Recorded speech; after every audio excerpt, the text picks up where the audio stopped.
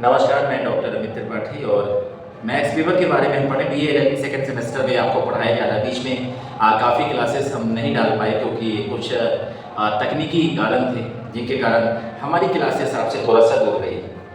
Max Weber की political obligation B L second semester का एक बहुत ही खूबसूरत टॉपिक है। चलिए, मैक्स वेबर के बारे में थोड़ी सी जानकारी होना चाहिए। फाउंडेशन उनकी जानना बहुत जरूरी है। पॉलिटिकल ऑब्लिगेशन पे क्या उन्होंने कहा है उस चीज़ को हम जानते हैं।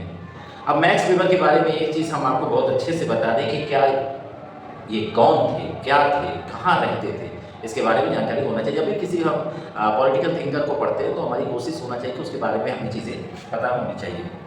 मैक्स वेबर एक प्रमुख जर्मन समाजशास्त्री था, इतिहासकार था, न्यायविद था, राजनीतिक अर्थशास्त्री था। सोचिए, एक ऐसा इंसान जिसके अंदर इतनी खूबियाँ थी, वो एक सोशल साइंस का भी एक्सपर्ट, वो एक फिलॉसफी का भी एक्सपर्ट, वो एक लॉ का भी एक्सपर्ट हुए, वो एक पॉलिटिकल इकोनॉमी का भी एक्सपर्ट। कितना एक्सपर्ट है, कितने विषयों का।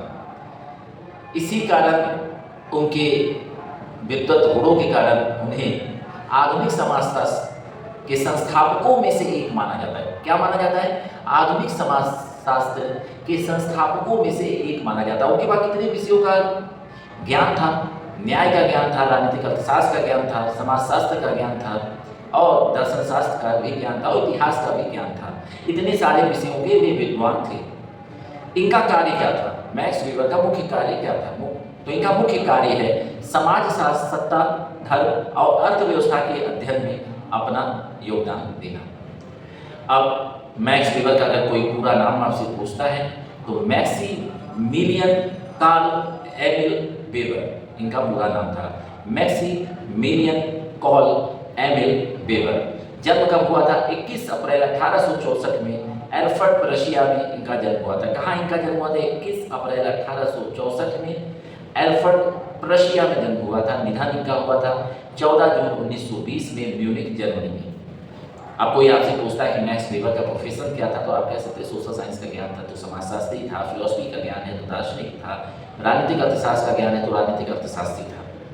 इन्होंने सामाजिक क्रिया, नौकरशाही, सत्ता और प्राधिकार, धर्म और पूंजीवाद के संबंध पर बहुत सारे महत्वपूर्ण सिद्धांत दिए।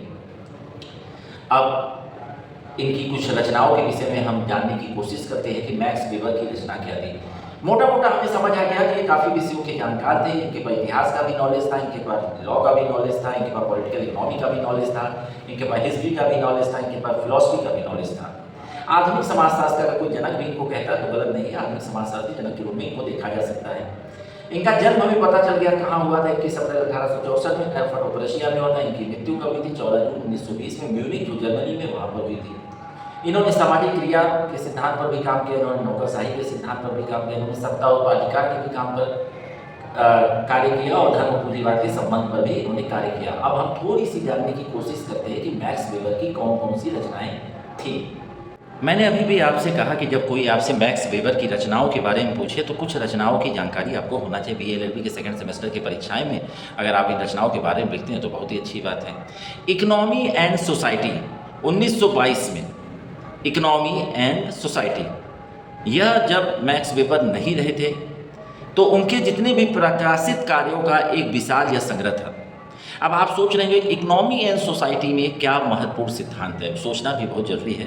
तो इसमें सामाजिक क्रिया, सत्ता, नौकरशाही, धर्म, वर्ग स्थिति, शक्ति जैसे विषयों पर व्याख्यात्मक समाज शास्त्र को प्रस्तुत करने का कार्य किया गया था। इनकी एक और रचनाओं के बारे में हम बात करते हैं। जनरल इकोनॉमिक हिस्ट्री 1923 में यह प्रकाशित हुई थी। इसमें आर्थिक इतिहास के बारे में बताया गया था।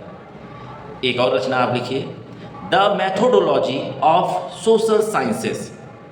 इसमें इन्होंने क्या दिखाया था? इसमें इन्होंने मूल्य मुक्त समाजशास्त्र और आदर्श प्रारूप की अवधारणा को समझाया था। इनकी एक बुक और लिखिए, पॉलिटिक्स एज ए वोकेशन, 1919 में आई थी। राजनीति और सत्ता पर आधारित ये बुक थी। एक बुक और आप लिख सकते हैं, बहुत ही अच्छी रचना थी, द सोशियोलॉजी ऑफ रिलीजन, 1920 और 21 में आई थी। यह विश्व के विभिन्न धर्मों और उनका जो इकोनॉमिकल इफेक्ट होता है उसके बारे में इसमें बताया गया था। जब हम मैक्स वेबर के राजनीतिक दायित्व सिद्धांत पर बात करते हैं तो यहाँ पर मैं आपको बताना चाहूँगी कि उन्होंने सीधे तौर पर कोई भी राजनीतिक दायित्व पर कोई भी पारंपरिक सिद्धांत नहीं दिया था, कोई भी ट्रेडिशनल थ्योरी उन्होंने राजनीतिक दायित्व पर दिया ही नहीं था, जैसा कि सामाजिक अनुबंध के विचारकों ने दिया था। इसके बजाय वेबर ने आधुनिक राज्य की वैधता और अधिकार के माध्यम से यह समझाया कि नागरिक राज्य के कानूनों का पालन क्यों करते हैं। यहाँ हमें एक फाइंडिंग मिल गई कि उन्होंने राजनीतिक दायित्व का कोई पारंपरिक सिद्धांत नहीं दिया था, उन्होंने लेकिन यह समझाने की कोशिश किया था कि नागरिक राज्य के कानूनों का पालन क्यों करते हैं। मैक्स वेबर के अनुसार राजनीतिक दायित्व के मुख्य बिंदु क्या थे, जो हमें BA LLB के सेकंड सेमेस्टर में लिखना पड़ सकता है अगर क्वेश्चन पूछा जाता है तो। हिंसा पर एकाधिकार। वेबर ने राज्य को एक ऐसी संस्था के रूप में परिभाषित किया, एक ऐसी इंस्टीट्यूशन के रूप में परिभाषित किया जो एक निश्चित क्षेत्र के भीतर, एक निर्धारित सीमाओं के भीतर कह सकते हैं, वैध शारीरिक हिंसा के उपयोग पर एकाधिकार रखती है। नागरिक राज्य की आज्ञा यानी ऑर्डर को इसलिए मानते हैं क्योंकि राज्य के पास शक्ति का अंतिम स्रोत है। ये चीज़ हमेशा याद रखिएगा। मैक्स वेबर ने कहा, नागरिक राज्य का पालन केवल डर से नहीं बल्कि उसे वैध मानकर करते हैं। ये नहीं कह सकते हैं कि कोई भी नागरिक राज्य की आज्ञा का पालन इसलिए करता है कि उसे डर है, वो इसलिए करता है कि वो जो आदेश दिया जा रहा है वो वैध है, वैलिड है, उसका एक आधार है और उसका एक बुनियाद है। उन्होंने 3 बातें कही। एक पारंपरिक बातें की कि यह विश्वास कि हमेशा से ही ऐसा ही होता आया है, जैसे राजशाही उदाहरण के रूप में देख सकते हैं। करिश्माई, किसी भी नेता के असाधारण व्यक्तित्व में विश्वास, उदाहरण वो क्रांतिकारी नेता भी हो सकता है। और तीसरा तार्किक और कानूनी, यह आधुनिक राज्यों का अधिकार है कि जहां नागरिक कानून और नियमों की वैधता में विश्वास रखते हैं। आधुनिक राज्यों में जो अब राज्यों की संकल्पना देखी जा रही है उसमें नागरिक राजनीतिक दायित्व के तहत अधिकारियों के आदेशों का पालन करते हैं क्योंकि वे कानून के तहत काम करते हैं। अब यहाँ हम कंक्लूजन में अगर समझना हो तो मैक्स वेबर की थ्योरी बताती है कि नागरिक राजनीतिक दायित्व कानूनों का पालन मुख्य रूप से सिर्फ तार्किक और कानूनी वैधता के कारण निभाते हैं, जहाँ कानून का पालन करना एक तार्किक और संस्थागत कर्तव्य माना जाता है। यानी यहाँ जो भी आदेश है, जो भी राज्य का कानून है, जो भी राज्य का आदेश है, उसका पालन इसलिए नहीं किया जाता कि उसके पीछे नागरिकों को डर का एहसास होता है, वो सिर्फ इसलिए पालन करते हैं कि उसका एक तार्किक आधार है, उसकी एक वैधता है।